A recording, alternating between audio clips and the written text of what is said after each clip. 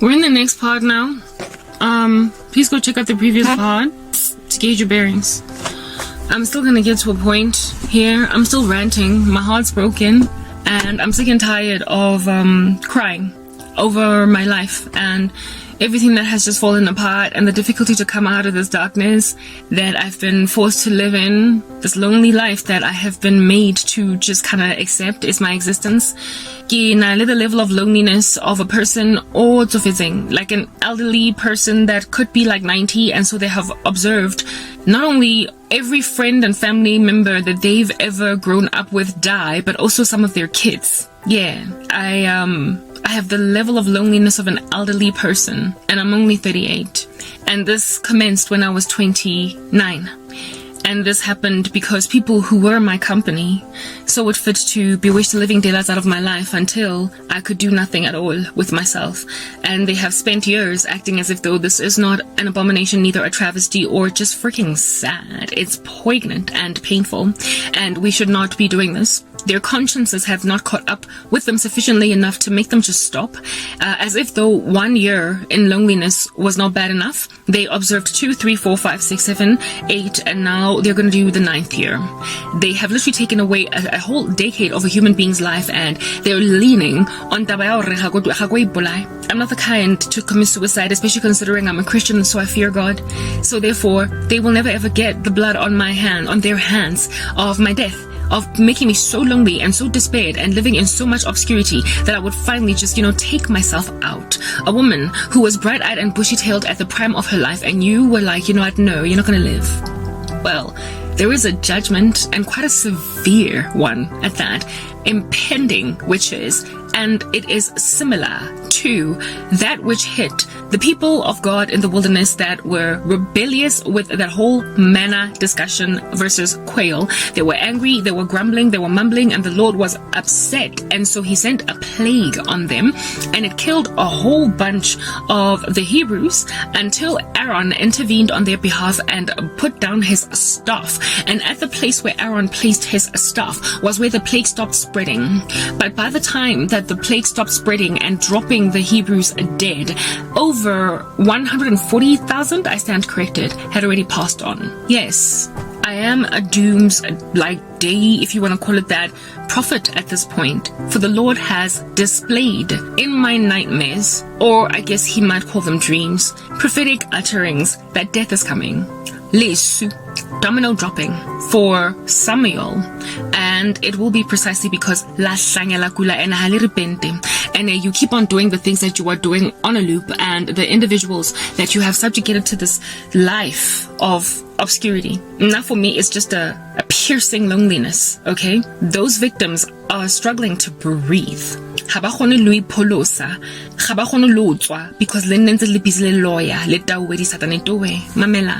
I'm always fasting, okay? And I'm sorry for those of you who speak English and you are troubled, or what is the word that I'm looking for? Uncomfortable or disquieted or unhappy with the fact that I am using my language. But sometimes these rodents, they don't, I'm a black South African, and amidst black South Africans, sometimes you can't hammer a point into their heads sufficiently enough unless you speak the language. It's like English is just not going to cut it. I don't know. You get what I mean? Yeah, it's like breaking into your own native tongue, because the English dialect is not as reaching to make a point solidly understood. Yeah, so that's why I'm speaking Kasetswana, because most of, or whatever, because most, if not all, of these witches that have afflicted me are all black and understand these languages, so I'm trying to hammer it into their heads. It's not that I am being discriminatory against those who speak English only, it's that I am currently, quite exquisitely livid, and I can't get the point out strongly enough in English, but I will try to stick to English for the sake of everybody that is listening, especially in the portions where I'm speaking prophecy. So far, I've been ranting, just complaining about how witches act, but the Lord keeps on showing me what is about to happen, and it feels very devastating and sad.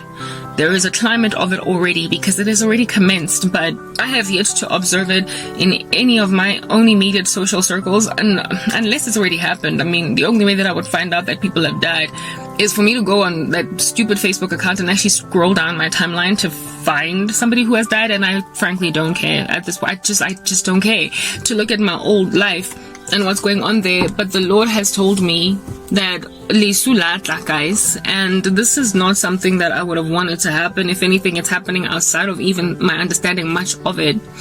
But this is what I have to go through every single month of every year. I am always fasting. I am currently, I have just finished a 6-week fast that I started, but I didn't finish it because I'm still going through it. I have extended my fast for an additional week, and I likely might even extend it for another week or take a break for a week or two and then go back to fasting. And the reason why I am always fasting is because only eating one meal a day basically throughout that entire time. The reason why I'm constantly fasting is because some demons only come up with fasting.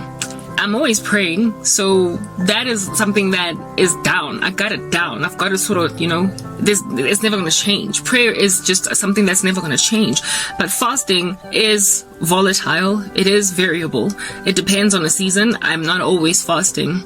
And the stuff that these people are into is so extreme, and they have been involved in it for so long, and the level of desperation that comes inside witches over the years, over time, is so exquisite that they visit more and more powerful witch doctors using more and more powerful spirits, using entities that are a lot harder to get rid of, to uproot, because they are so that much deeper, in it. They are no longer using amateurs that charge you 500 rand per spell. They start to become prepared to pay things like 10 grand, 5,000 rands for one spell, so that they can solidify permanize something that they have commenced, that they might not get busted, so they can get away with murder. They just increase in wickedness. Is what I call that's what I can't highlight sufficiently enough. The more money they earn, the more money they're prepared to spend on this stuff, because they imagine it is their magic tool to get everything they've ever wanted in life and to handle everyone that they feel, however arbitrarily so, needs handling. And I'm, like I said, I'm one of those people that have been handled by people arbitrarily so, because they felt like I needed handling. The girl that I spoke about earlier, who basically accused me of being a whore enough to go and steal her husband, to a point of not wanting to tell me what her man's name was, lest I should go Google him and take him away from her. That jig arbitrarily just handled me when I needed no such handling, if you know what I mean. I didn't need to be handled, but she handled me anyway. These people have a massive, wicked sense of entitlement against others, and sometimes the only thing that is required for them to walk in this entitlement is just irritation or jealousy against another individual. You might not have done anything to them. They just might not like the fact that you're so pretty or so smart or so hardworking, so good at what you do. That's just enough for them to get just an entitlement to handle you. Like, how dare you be born with your mama genes? How dare you be born with your daddy brain? How dare you be born with the natural work ethic that makes out of you the best employee? How dare you do all that? And so they handle you. Well, they increase in this wickedness over the years. The more involved in it that they are, the deeper in the darkness they twist down in like some strange proverbial satanic, incredibly like diabolical vortex. They twist in this vortex, and in so twisting in this satanic vortex, they become more and more prepared to spend exorbitant amounts of money to continue to handle or keep a person in a handled state. And I am quite the thorn in the flesh of witches. I am an itch, a scratch. I am a venereal disease in the loins of witches. I am something that is very uncomfortable, and if they can get rid of permanently, they will do so. I not only have been obviously afflicted by them, but I am a spokesperson against it. I'm quite the activist, frankly, against this like lunacy. For those reasons, they feel as if though we are lona. First of all, angabi anywhere in society. Angazosbora ngobuso bakhe, angazosbora ngenhlakanipho yakhe, angazosbora, like frankly, whatever it is, that it's a suite of like random awesome stuff that you got going for yourself, Karabo. I tried to handle her in 2011, and then she dared come at me with a flying kick against us. She is just this like protagonist against what it is that we are speaking and doing on the daily, and now she has become a self-raised apologist. She's got delusions of grandeur. They've got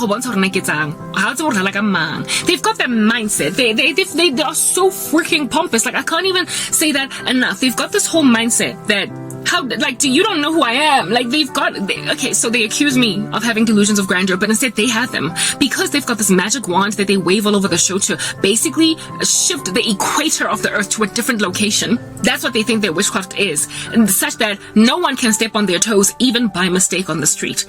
No one can do anything negative against them. You can't even look at them strangely without being afflicted by their sorcery. You cannot be a better employee at what it is that you do in the office than them because you don't know who you're dealing with.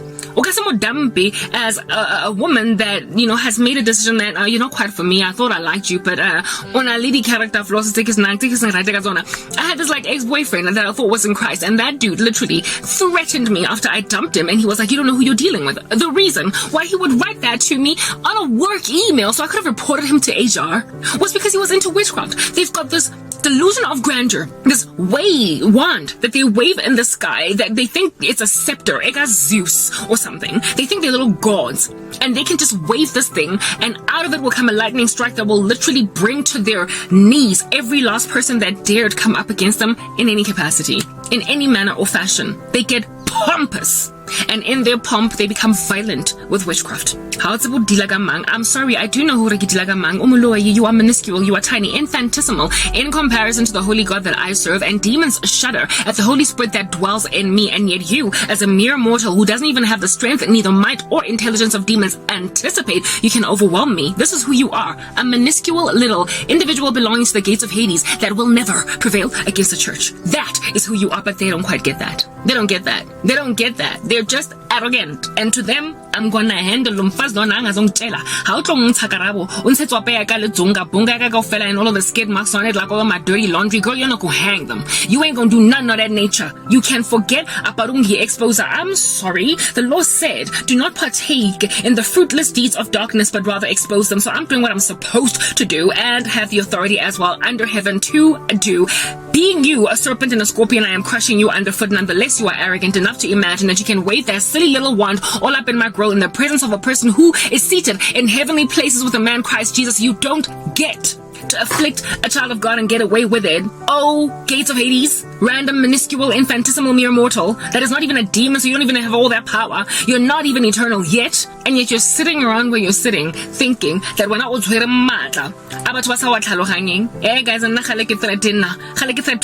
I've been getting threatened by people who were once with me. Oh, bosom beste waiting bomba mutu okeling title yena so fast lahlane ang threaten orna udna le cheleto wa ha ke tsebo re ke dila ka mang. I'm like, since when were you the kind of person to spew out those kinds of vitriolic threats? When did your character go so deep in the abyss?